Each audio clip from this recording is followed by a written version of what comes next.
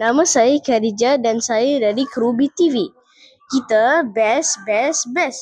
Hari ini, sekolah kita mengadakan mesyuarat agung tahunan PIBG 2025. Mari kita saksikan.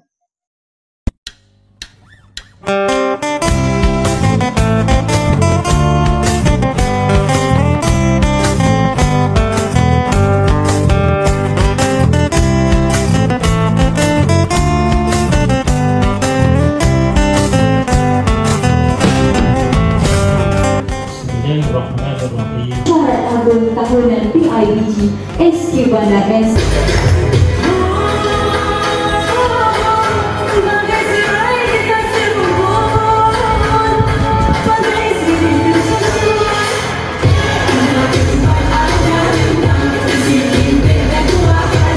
Tempoh ini kita telah menyaksikan kehadiran 3 orang guru besar yang masing-masing telah menyumbang kepada pembangunan sekolah ini dengan cara tersendiri, dan setiap tahun juga pelbagai pencapaian membanggakan telah dicapai, sama ada dari segi akademik maupun kurikular.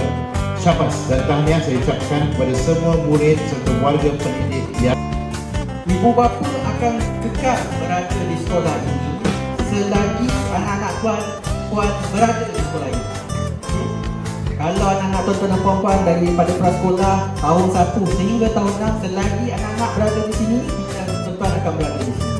So, oleh yang demikian, saya menyeru agar tuan-tuan dan puan-puan terus memberikan sokongan serta kerjasama kepada PIBG, sekolah dan guru agar ianya dapat berjalan dengan harmoni, berjaya dan kesannya baik kepada semua anak-anak di sekolah ini. Atas kejayaan menganjurkan mengadakan mesyuarat agung pada hari kerja sebelah petang hari kerja biasa dengan kehadiran yang bagi saya cukup menggalakkan. Satu tepukan untuk ibu bapa kita.